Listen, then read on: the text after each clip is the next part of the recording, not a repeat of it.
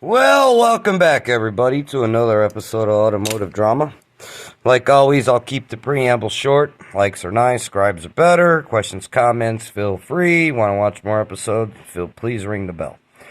Anyways, I'm back to this GM catastrophe. I mean, Cadillac. Nightmare. I showed you a previous video on how much easier it was to do the front valve cover. Now I'm over here to the rear valve cover. Alright, let's start from the beginning. This wiring harness, which I have tucked behind the power steering hose, which you're going to have to take that off. This wiring harness goes along the front of the valve cover and those little holes there, you're going to take that off. Unplug the injectors. Make sure that you have the transmission selector cable. It was disconnected because I had the tranny out.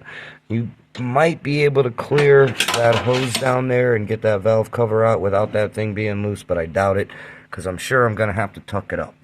Now, before you even get to that, this bracket's going to be on top of the valve cover like this. It's going to be like this. There's 3 bolts that hold that on. And on top of this sits this. Voila. The EGR valve.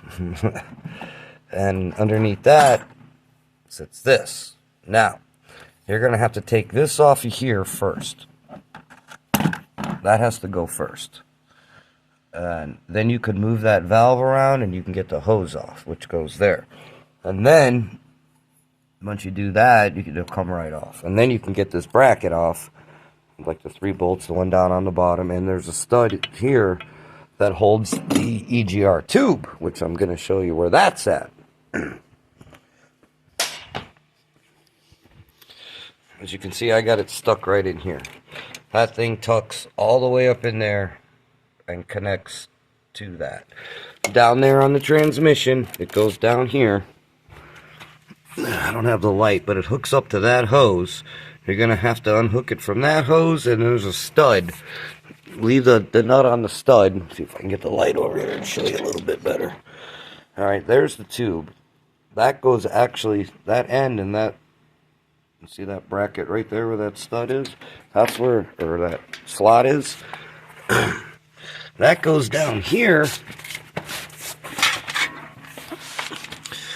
on that stud sitting up there. And that hose, you can see the clamp. You have to take that off.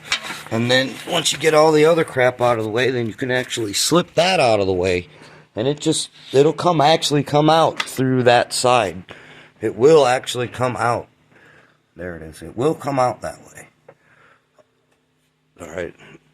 So you can definitely get that out. Now, the main thing is, if you see how much room I have, you're never going to have that kind of room. Because you're going to have to loosen up the rack and pinion bolts. Let me get on this side. It'll actually show you a little bit better. You're going to have to loosen up the rack. You see the rack in there hanging? I got it strapped. And you see these bolts that I have holding? They're actually the factory thread, but the bolts are like a foot long. Maybe longer. You can get them at your local hardware store.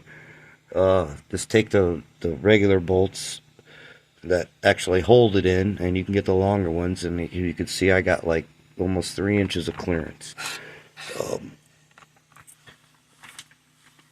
That ain't fun. You'll have to loosen up the front ones, take that cover off up there just to get to them. This is actually a big job. This is definitely